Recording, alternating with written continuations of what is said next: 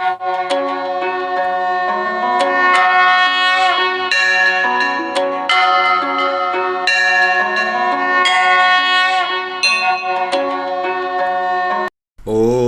जय सिया राम। मित्रों, आप सबका आदर्श धर्म प्रश्नोत्तरी कार्यक्रम में हार्दिक स्वागत करते हैं। आज का प्रश्न लिया है श्रीमान हनुमान माली सैनी, सरवाड़ जिला अजमेर राजस्थान का। इनका प्रश्न है कि राधा कौन है। मैं बड़ा कंफ्यूज हूँ क्योंकि ब्रह्मवैवर्त पुराण में प्रकृति खंड 49 के श्लोक 36 से 40 और 47 में आता है कि वो भगवान श्री कृष्ण की मामी थी। इसका सत्य क्या है? वहीं एक दूसरे मित्र श्रीमान इस्मादिगिरी बाबा जी, सेवागिरी बाबा जी का प्रश्न है कि जब भगवान कृष्ण ने मथुरा छोड़ दी तो राधा कहाँ गई? राधा उसके बाद कहीं दिखाई नहीं देती। राधा का क्या हुआ? किसके साथ विवाह हुआ और वो कहाँ गई?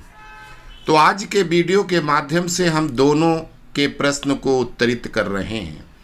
आप लोगों ने हमारा एक वीडियो लक्ष्मी का अवतार कौन थी, राधा या रुक्मणी, पहले देखा होगा। अगर नहीं देखा है तो ऊपर आई लिंक में दिया जा रहा है, उसको अवश्य देखिए।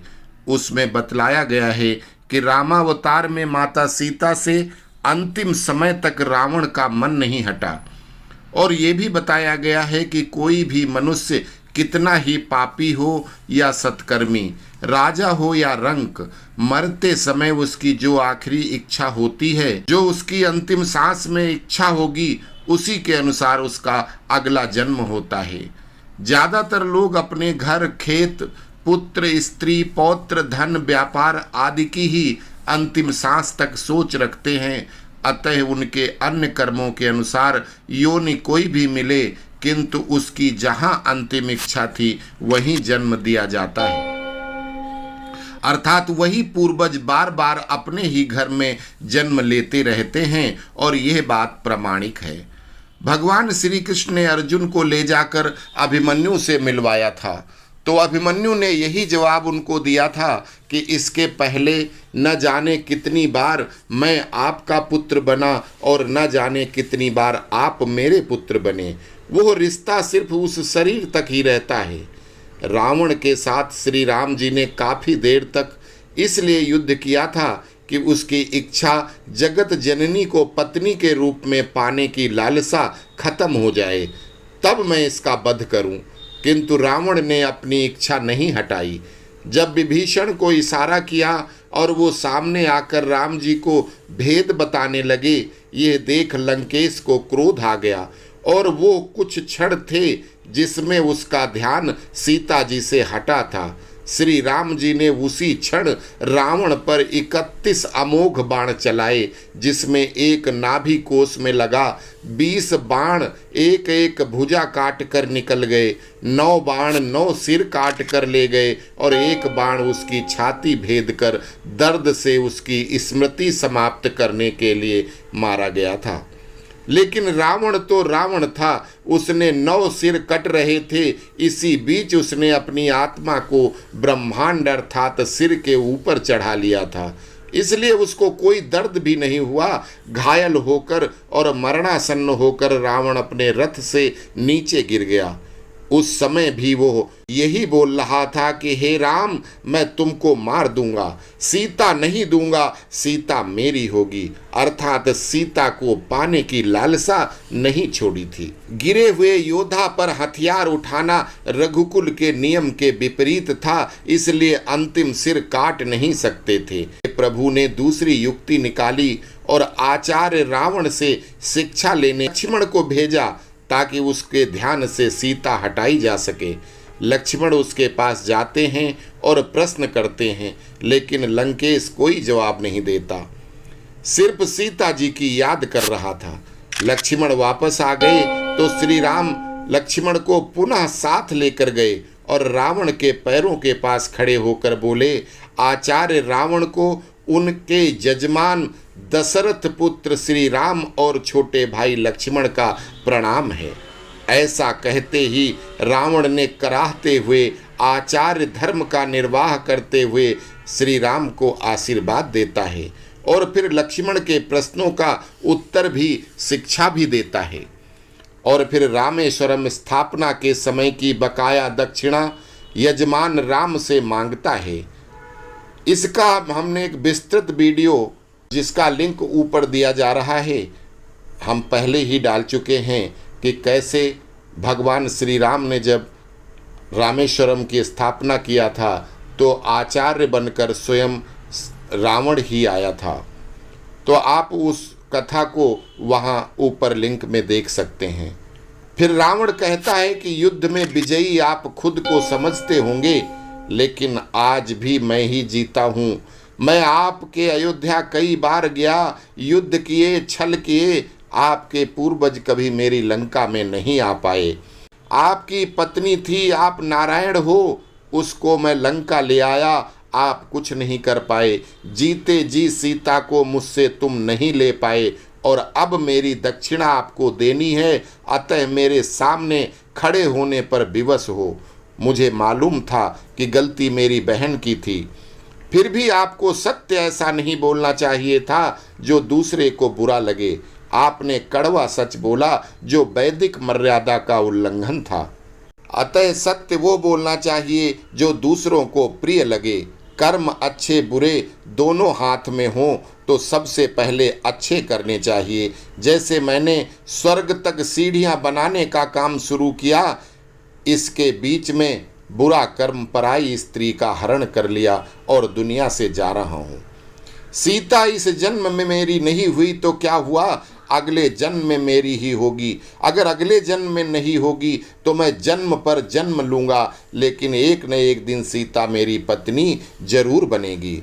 और यही अंतिम इच्छा लिए हुए रावण ने अपने प्राण छोड़ दिए और प्रभु के अपने ही बनाए नियम के अनुसार जगत जननी को उसकी पत्नी बनना होगा।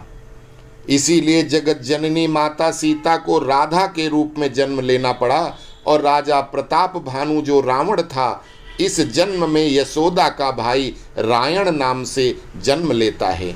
वो कालनेमी राक्षस जो रावण का एक मायावी सेनापति था, हनुमान द्वारा मारा गया था, उसकी अंतिम इच्छा थी कि रामदूत से मारा गया, मेरी मृत्यु राम जी के हाथों क्यों नहीं हुई।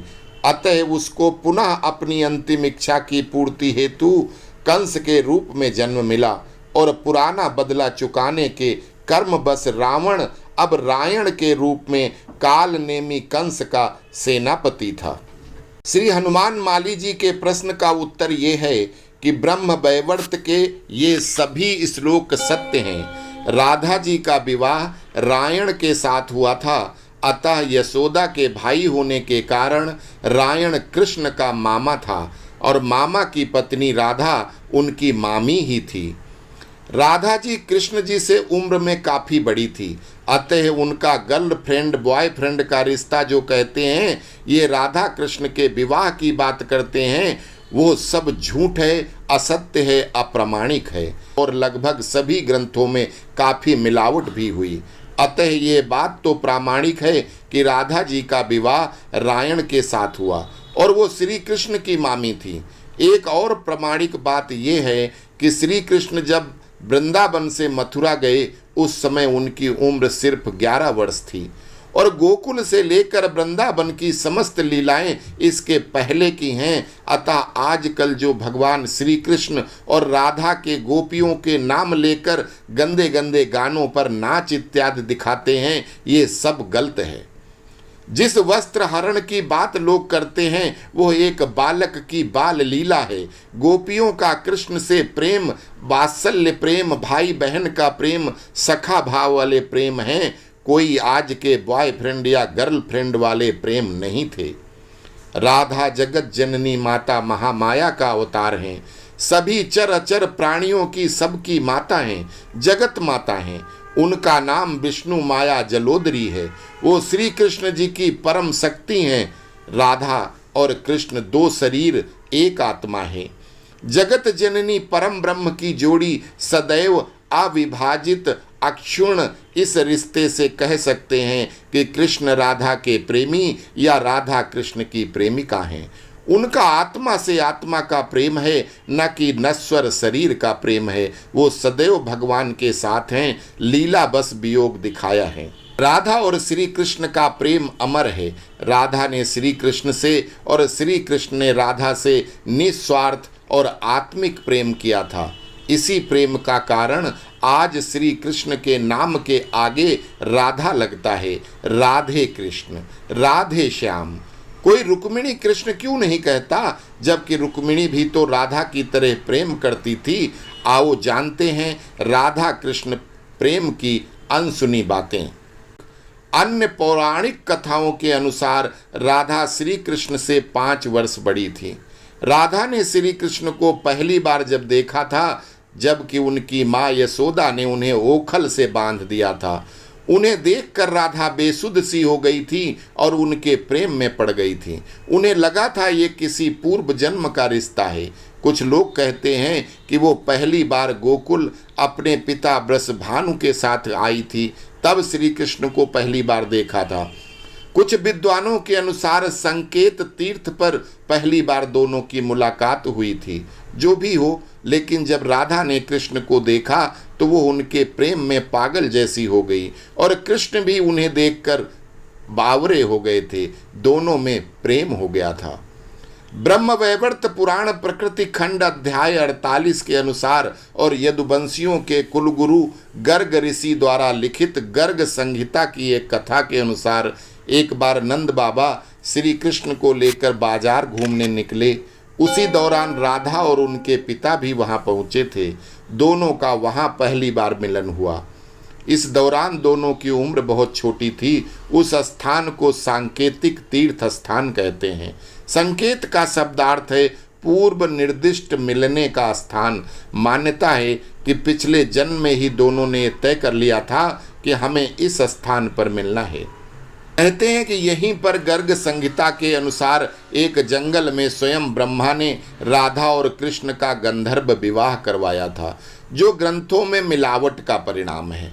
राधा जी विवाहित थी और सनातन धर्म में विवाहित स्त्री कभी भी पति के जीवित रहते दूसरा विवाह नहीं कर सकती थी। यहाँ पर उनके साथ आने का प्रमाण तो है, पर ब्रह्मा द्वारा विवाह करवाना मिलावटी लोगों की चाल है। यहाँ हर साल राधा के जन्मदिन यानी राधाष्टमी से लेकर अनंत चतुर्दशी के दिन तक मेला लगता है।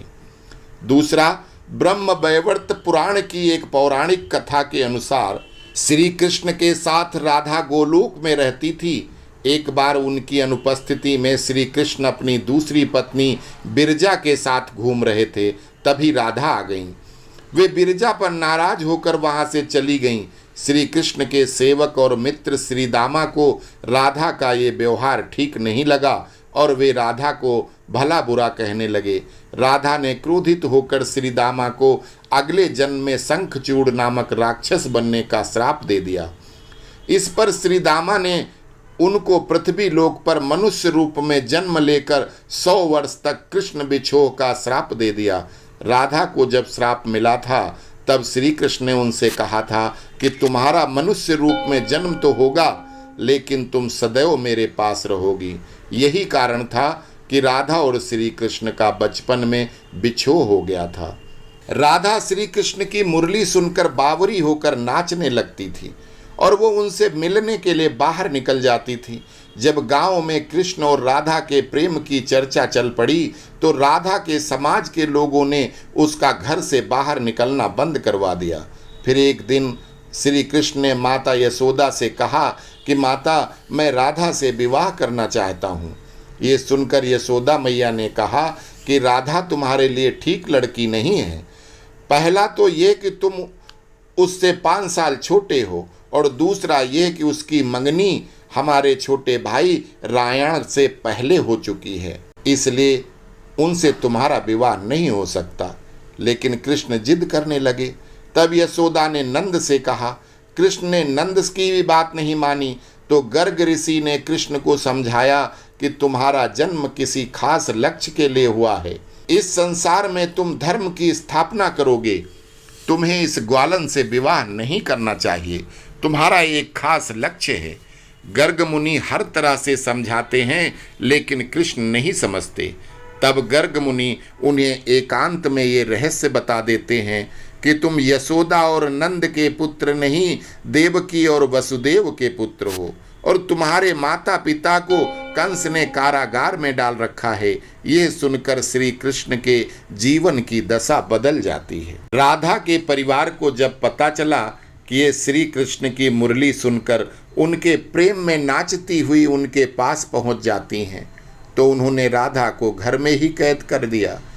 जब श्री कृष्ण ने अपने साथियों सहित एक दिन उन्हें रात में कैद से मुक्त कराकर उद्धव और बलराम सहित अन्य सखियों के साथ रात भर नृत्य किया था, यह रात पूर्णिमा की रात थी जब महारास हुआ था। बाद में राधा की माँ राधा के कक्ष में गई तो राधा उन्हें वहाँ सोते हुए मिली।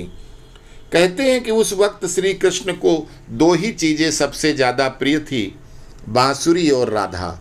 कृष्ण की बांसुरी की धुन सुनकर राधा के जैसे प्राण ही निकल जाते थे।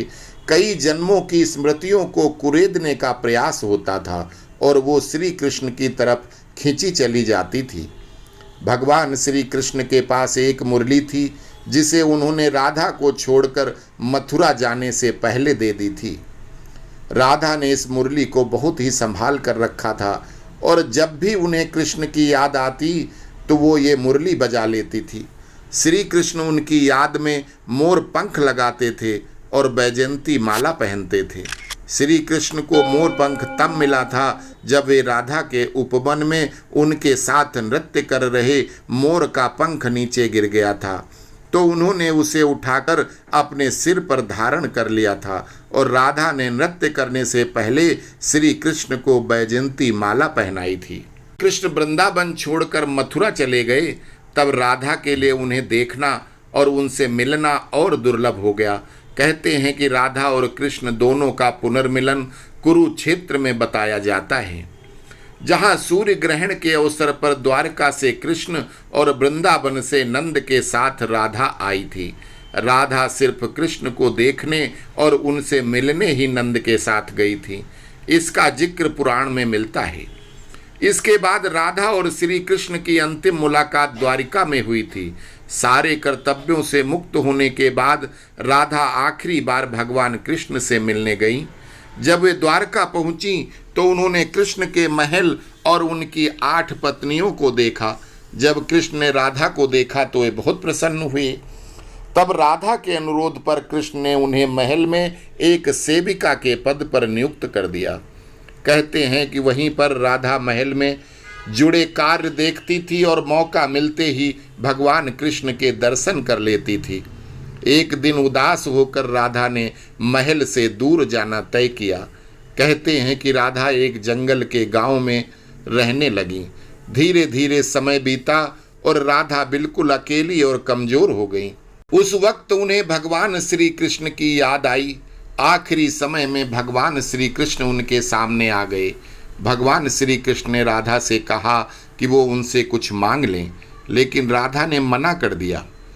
कृष्ण के दोबारा अनुरोध करने पर राधा ने कहा कि आखिरी बार उन्हें बांसुरी बजाते देखना और सुनना चाहती हैं।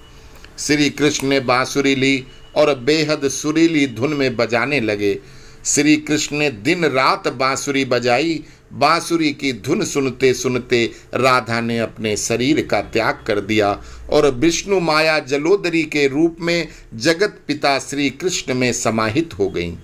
तो उम्मीद करता हूं कि श्रीमान सेवागिरी बाबा जी और श्री हनुमान जी सैनी आपके प्रश्नों का उत्तर कि राधा कहाँ गईं, किससे विवाह हुआ, वो इस जन्म में कृष्ण की मामी थीं, ब्रह्म वैवर्त के श्लोक सत्य हैं आदि की जानकारी मिल गई होगी। आप सभी से उम्मीद है कि आप इन सभी पौराणिक तथ्यों, रहस्यों को एक दूसरे से शेयर करते हुए ज़्यादा से ज़्यादा लोगों में आदर्श धर्म सनातन धर्म के प्रचार प्रसार में सहभागी बनेंगे। अस्तु। जय श्री कृष्ण।